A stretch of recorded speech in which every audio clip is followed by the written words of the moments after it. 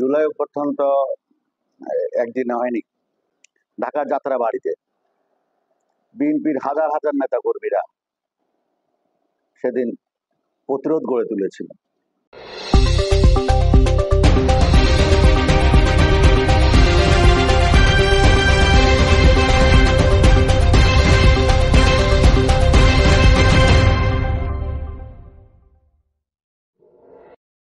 আমি বাংলাদেশ শ্রমিক ফেডারেশনের বাংলাদেশের প্রেসিডেন্ট, আমি নির্মাণ শ্রমিক কর্মচারী ফেডারেশনের প্রেসিডেন্ট। আমি সম্প্রতি বাংলাদেশ শিপইয়ার্ড শ্রমিক কর্মচারী ফেডারেশন আমি প্রেসিডেন্ট হয়েছি। আমরা ইতিমধ্যেই আমরা কিছু দাবি দাওয়া পেশ করেছি, এটা অবিলম্বে বাস্তবায়ন হবে আশা করছি। কিন্তু শ্রমিকদের জন্য ওখানে একটা হাসপাতাল আসলে গঠন করা হয়েছে। সবচেয়ে বেশি নির্যাতিত হয়েছি যে আমার এলাকায় আমার সন্তানকে তারা আওয়ামী লীগের লোকজন আক্রমণ করলো, মাথাটা বাড়ি দিচ্ছে। আমি সেখানে ওসি সাহেবকে বললাম যে আপনার সামনে আওয়ামী লীগের লোকজন আমার সন্তানকে মেরে মাথাটা ফাটিয়ে দিয়েছে, তা আপনি এটা একটা উচিত বিচার করবেন। ওসি বললো ঠিক আছে, মামলা করেন। আমি বাসায় চলে আসলাম, পরে দেখলাম যে আমার বিরুদ্ধে মামলা হয়ে গেছে। আমি নাকি ওখানে বোম বানিয়েছি, আমি গাড়ি ভাঙচুর করেছি, আমার ছেলে আমি সহ নাকি ওইখানে ওই ছাত্রলীগ যুবলীগের ছেলের উপর হামলা করেছি। যেখানে আমার ছেলে হামলা শিকার হয়েছে, আমি বিচার দিতে গিয়েছি, আমার বিরুদ্ধে মামলা হয়েছে, আমাকে পুলিশ অ্যারেস্ট করে কারাগারে নিয়ে গেছে আমার ছেলেকে সহ। এর থেকে তো এরপরে কি হয়েছে, আমার বাসার দুটা দারোয়ান তাদেরকে পুলিশে ধরে নিয়ে গেছে, আমার সাথে আমার একজন কর্মচারী ছিল না, তাকে পুলিশে ধরে নিয়ে গেছে, এবং সর্বোপরি আমার বাসার নিচে কিছু চেয়ার টেবিল ছিল এগুলো নিয়ে গেছে। আমার দুইটা কুকুর খুব ঘেউ ঘেউ করছিল, পুলিশের দারোগা বলছে ভাই আপনার কুকুর বেশি চিল্লাচিল্লি করে। তাই আমি বলি পুলিশকে আমার কুকুরকেও অ্যারেস্ট করে নিয়ে তার সবাইকে তো নিয়ে গেছে, না বাকি রাখলেন কি? তাদের আমার কুকুরের চিল্লাচিল্লিটাও খারাপ লাগছে। তৎকালীন এই সৌরাসারের যে পুলিশ, তাদের কুকুরের চিল্লাচিল্লিও খারাপ লাগছিল। এর থেকে তো জঘন্যতম কথা কিছু হইতে পারে না। ফ্যাসিস্ট সরকার, তারা এই দেশে একটি ফ্যাসিস্ট রাজত্ব কায়েম করেছিল। বিএনপি সহ সমমনা দলের লক্ষ লক্ষ নেতা কর্মী মামলা মোকদ্দমার শিকার হয়েছে, জেল জুলুমের শিকার হয়েছে, কারাবরণ করেছে, গুম হয়েছে, খুন হয়েছে। এদেশ থেকে লক্ষ লক্ষ কোটি টাকা পাচার হয়ে গেছে। দেশের অর্থনৈতিক অবস্থা একদম ভঙ্গুর হয়ে গেছিল। মানুষের দ্রব্য মূল্য দাম এত বেশি বেড়ে গিয়েছিল যে মানুষের ক্রয় ক্ষমতার বাইরে চলে গিয়েছিল। দেশের আইনের শাসন ছিল না, একদলীয় ফ্যাসিস্ট রাজত্ব কায়েম হয়েছিল। 17 বছর আমরা মাঠে আন্দোলন করেছি, সংগ্রাম করেছি। এই সরকারকে আন্দোলন সংগ্রামের মাধ্যমে একটি কোণঠাসা অবস্থা করে ফেলেছিলাম। সরকার তাদের প্রশাসন যন্ত্র দিয়ে কোন রকম টিকে ছিল। জুলাই আগস্ট বিপ্লবের যে মূল চেতনা, মূল শক্তি 17 বছর আন্দোলনে সেটা সৃষ্টি হয়েছে। ছাত্রদের একটি দাবি ভিত্তিক যে আন্দোলন, কোঠা ভিত্তিক, কোঠার বৈষম্য বিরোধী, সে আন্দোলনে এই সরকারের পতনের আন্দোলনে রূপান্তরিত হয়েছে। সে আন্দোলনে এদেশের ছাত্র, শ্রমিক, জনতা এবং সর্বোপরি আমরা যারা মাঠে ছিলাম, বিএনপির নেতা কর্মীরা ঢাল হিসেবে তাদের পাশে দাঁড়িয়ে আগস্ট বিপ্লবের মাধ্যমে এই দেশ থেকে ফ্যাসিস্ট সরকারের বিদায় নিয়েছে। আমাদের দলের হাইকমান্ড যেটা মনে করেছেন, নিশ্চয়ই উনি ওনার দিক থেকে চিন্তা ভাবনা করে করেছেন, আমি এর জন্য ব্যতীত না। হয়তো সময় হলে দলের প্রয়োজনে যেভাবে মাঠে ছিলাম, এখনো আছি, ভবিষ্যতে থাকবো। দলের প্রয়োজনে দল বিবেচনা করবে, আমাকে আবার এই প্রত্যাহার করবে, ইনশাআল্লাহ আমি এটা বিশ্বাস করি। ঢাকার যাত্রা বাড়িতে বিএনপির হাজার হাজার নেতা কর্মীরা সেদিন প্রতিরোধ গড়ে তুলেছিল। শেখ হাসিনা পতনের আগ মুহূর্তে আপনারা দেখেছেন,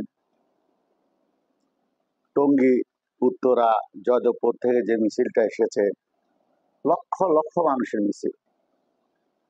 টিভির ক্যামেরায় এই এত লক্ষ লক্ষ লোককে কভার করতে পারছিল না। জনতার একটা বিপ্লব ঘটে, জনতার একটা জোয়ার সৃষ্টি হয়েছে। এই জোয়ার দেখে সেনাপ্রধান যখন শেখ হাসিনাকে বলেছে যে ওরা আসছে সংসদ আপনার গণভবনের দিকে, যদি এসে ওরা উপস্থিত হয় তাহলে আপনার অস্তিত্ব খুঁজে পাওয়া যাবে না। এবং ঠিক শেষ মুহূর্ত পর্যন্ত শেখ হাসিনা থাকতে চেয়েছিল, কিন্তু এই গণজোয়ার গণবিপ্লবের মাধ্যমে শেখ হাসিনা দেশ ছেড়ে পালাতে বাধ্য হয়েছে।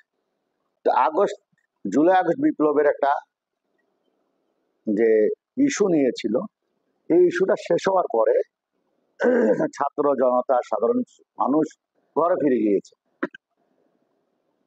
কিন্তু কিছু ছাত্র নেতা তারা এই সরকারের বেনিফিশিয়ারি হয়ে, উপদেষ্টায় অধিষ্ঠিত হয়ে তারা মনে করছে যে এই নির্বাচনটাকে যদি দীর্ঘায়িত করা যায় তাহলে হয়তো তারা দীর্ঘদিন ক্ষমতায় থাকতে পারবে। এদেশে মুক্তিযুদ্ধ যেভাবে হয়েছিল, যে দেশ স্বাধীন করার একটা প্রত্যয় নিয়ে, স্বাধীনতার পরে যেভাবে মুক্তিযোদ্ধারা ঘরে ফিরে গিয়েছিল, সেভাবেই জুলাই বিপ্লবের যে ছাত্র জনতা শ্রমিকরা করেছিল তারা আবার ঘরে ফিরে গিয়েছে। এটা একটা ইস্যু শেষ হয়ে গেছে, তারা ফিরে চলে গেছে।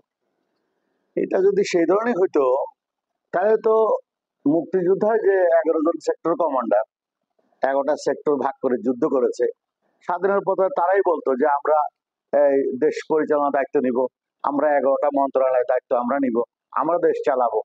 তারা তো আবারও নেই। শহীদ প্রেসিডেন্ট জিয়াউর রহমান চট্টগ্রামে থেকে স্বাধীনতার ঘোষণা দিয়েছিলেন, 9 মাস যুদ্ধ হয়েছে, স্বাধীন হয়েছে দেশ, উনি ওনার ব্যারাকে ফিরে গেছেন, উনি ওনার সেনা বাহিনীর দায়িত্ব পালন করেছেন, উনিও তো ক্ষমতা নিতে পারতেন, তো নেয়নি। যেহেতু একটা ইস্যু ভিত্তিক ছিল দেশের স্বাধীনতা নিয়ে, স্বাধীনতা হয়ে গেছে, ওনারা ফিরে গেছে। এটাও একটা ইস্যু ভিত্তিক আন্দোলন ছিল, ইস্যু শেষ হয়েছে, এই সরকার দেশ ছেড়ে পালিয়ে গেছে, ইস্যু শেষ হয়ে গেছে। এখন আমাদের দেশকে আগামী দিনে কিভাবে আমরা একটা গণতান্ত্রিক রাষ্ট্র, কিভাবে জবাবদিহিতার সরকার, কিভাবে আইনের শাসন আমরা এই দেশে প্রতিষ্ঠা করতে পারি, তাই আমরা আমাদের ভারপ্রাপ্ত চেয়ারম্যান শহীদ প্রেসিডেন্ট জিয়াউর রহমান সাহেবের উত্তরসূরি, বেগম খালেদা জিয়ার উত্তরসূরি আমাদের তারেক রহমান সাহেব একটি দিক নির্দেশনা দিয়েছে। সেই দিক নির্দেশনা অনুযায়ী আমরা বিএনপির নেতা কর্মীরা আগামী দিনের নির্বাচনকে আমরা নির্বাচনের মাধ্যমে একটি স্বাধীন গণতান্ত্রিক রাষ্ট্র হিসাবে পরিচালনা করার জন্য, একটি গণতান্ত্রিক রাষ্ট্র কায়েম করার জন্য আমরা যে নির্বাচন চেয়েছি, আমাদের দলের হাইকমান্ড যেটা মনে করেছেন, নিশ্চয়ই উনি ওনার দিক থেকে চিন্তা ভাবনা করে করেছেন, আমি এর জন্য ব্যতীত না। হয়তো সময় হলে দলের প্রয়োজনে যেভাবে মাঠে ছিলাম, এখনো আছি, ভবিষ্যতে থাকবো, দলের প্রয়োজনে দল বিবেচনা করবে, আমাকে আবার এই প্রত্যাহার করবে, ইনশাআল্লাহ আমি এটা বিশ্বাস করি। সরকারের যে প্রধান ডক্টর ইউনূস সাহেব দেশের মানুষের যে চিন্তা চেতনা উপলব্ধি করতে পেরেছেন, এবং উনি একটা নির্বাচনের দিন তারিখ ঘোষণা করেছেন।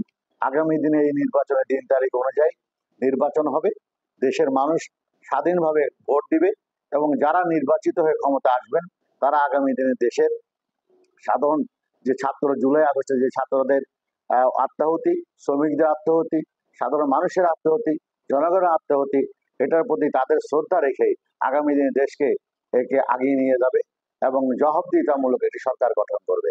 আপনারা জানেন যে অনেকগুলো সংস্কার হচ্ছে, এই সংস্কারগুলো জমা দেওয়া করা হচ্ছে ইতিমধ্যে। আমাদের একটা শ্রমিকদের যে সুবিধা অসুবিধার সমস্যা নিয়ে একটা কমিশন গঠন করা হয়েছে, শ্রম অধিকার বাস্তবায়নের জন্য শ্রম কমিশন গঠন করা হয়েছে।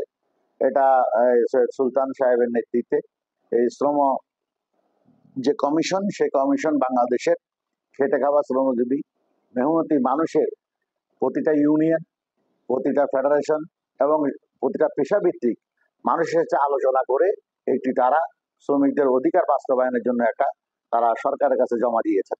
এই কমিশনের যেসব সুপারিশ, এই সুপারিশ যদি বাস্তবায়িত হয় তাইলে দেশের খেটে খাওয়া শ্রমজীবী মেহনতি মানুষের কল্যাণ অবশ্যই হবে।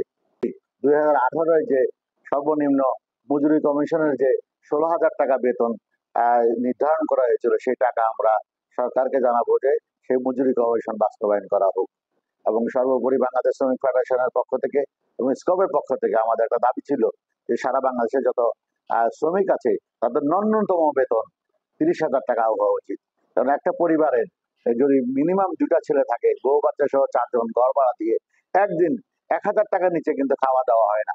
সেই হিসাব করলেও এবং বছরে মাসে 30,000 টাকাতে একটা সংসারের পরিবারের প্রয়োজন হয়। সেটা আমরা সরকারের কাছে দাবি করেছি এবং আশা করি সেটা বাস্তবায়ন হবে। 12 কোটির মতো ভোটার, তার মধ্যে 7.5 কোটি ভোটার হচ্ছে শ্রমিক। এই শ্রমিক বাঁচলে দেশ বাঁচবে, শ্রমিক বাঁচলে মানুষ বাঁচবে, শ্রমিক বাঁচলে কর্ম করবে। আপনারা জানেন শ্রমিকদের টাকাই দেশ চলছে।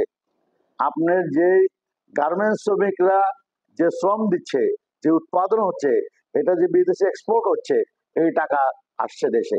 আর আমাদের সে প্রবাসীরা প্রায় 1 কোটি শ্রমিক দেশের বাইরে চাকরি করে, তারা ওই দেশ থেকে রেমিটেন্স পাঠাচ্ছে। এই যে এক্সপোর্টের টাকা আর এই বিদেশ থেকে আমাদের শ্রমিকরা কষ্ট করে রেমিটেন্স পাঠাচ্ছে, এই টাকার উপরে কিন্তু দেশ টিকে রয়েছে।